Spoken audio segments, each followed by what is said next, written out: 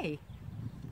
Today's video comes with a question for you to ponder. The question goes, what small change can I make that will have a positive effect on me and maybe possibly even those around me? Small change that I can make that will have a positive effect on my mental and physical health. So I share quite a few videos and with various mindfulness techniques. Don't need money, don't necessarily need much time, a few minutes even, some of the techniques are just a few seconds even. How many of these do you actually, or have you actually tried to apply? So the reason for today's video is I receive quite a few messages, and the same applies for some of my clients too. I can give you all the information in the world, but I can't do the work for you. Only you alone can apply these techniques. It's your choice. So you can watch the videos and learn the techniques and listen to them and understand them, but only you can apply them to yourself.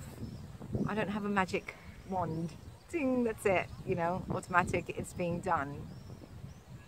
You alone are responsible for applying them and deciding if you would like to have a better quality of life. So as I say very, very often, is mindfulness is small changes that we can make that help give us a better quality of life. So I'm going to go through a list of some of the videos that I've made and ask you, have you tried applying some of these techniques? So the number one is mindfully breathing.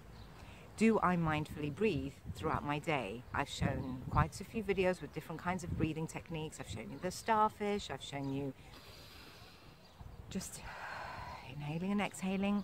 How many of you actually apply this? I gave this question to some of the groups that I teach, and the ones that have applied the mindfully breathing techniques have seen a significant increase in their mental well-being. Doctors have also started noticing and saying out loud to their patients that a lot of our physical ailments start from our mental health. So again, yeah, we're still in this lockdown pandemic situation, not sure what's happening, if it's going to end anytime soon. And this is having an effect on our mental health, whether you admit it or not, whether you like to acknowledge it or not. It's having an effect on a lot of our mental health. And just mindful breathing really, really does help. Now, what's the difference between breathing and mindfully breathing? When we're breathing normally, we don't take in the amount of oxygen that we need for our bodies and minds to be healthy. So our body and our mind needs oxygen to be able to be healthy. Now, when we're breathing on autopilot, like we all do, we're breathing very shallow. We're not taking long, deep inhales and exhales. So we're depriving our bodies of much needed oxygen. And this is so important now for our mental health too.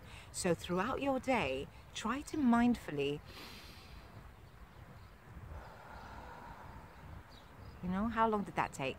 10 seconds. Try to mindfully add breathing. You wake up in the morning, do it. You get in the car to go to work or take kids to school, do it. You sit down at the park like I am now, do it. Remember to breathe mindfully so that you're filling up. Imagine that your lungs are almost like a balloon. So the first time you fill up that balloon, it feels a bit tight. And then you let all the air out, the air's gone out, and you refill that balloon. The second time you fill that balloon, it's actually quite easier because you've already stretched that balloon. Well, our lungs are kind of like a balloon. So the more we fill them, the more we're stretching them, the more oxygen that they can take.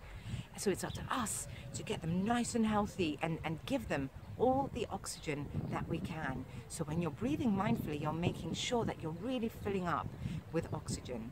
Breathe into the tummy and then the chest. And just nice and calmly let it out. No counting, no thinking, just breathing. You can be doing the dishes and take a nice deep breath. You can be washing your hair and take a nice deep breath. There's always chances for a nice, long, deep, mindful breath. Once you've tried this, you will see how much it can help you mentally and physically.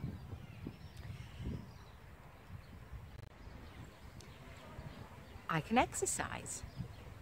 I can spend 10 minutes a day in the morning, in the afternoon, or at night, 10 minutes exercising, maybe even walking. Walking is still an exercise. That's a small change that will better the quality of my health and life. I can wake up 10 minutes earlier. Why is that important? Well, it's important because it's very different when I get to work and I'm all stressed out because of the traffic. And this also applies for you working at home. Many of us get to the computer, get to the screen seconds or a minute or two just before we start work, and it doesn't really give us the time to, you know, wake up and the way we want to wake up. 10 minutes earlier, brushed our teeth, and this is another common denominator I found in a lot of people suffering from working from home, finding it, even my university students, finding it really difficult to motivate themselves and to adjust. Wake up, put some music on, brush your teeth, get dressed. Do not stay in your pajamas. This is a common pattern in many of these people that are not managing to cope. I find that they tend to, most of them, stay in their pajamas all day. Change your clothes, get out of those pajamas, put some nice new clean clothes on, brush your teeth, get in front of the screen ready for either work or uni.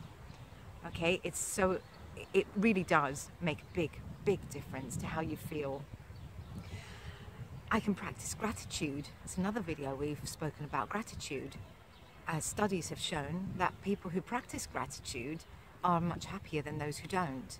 So every night, have a little paper by your side, by your bed, little pad, a notepad, a paper.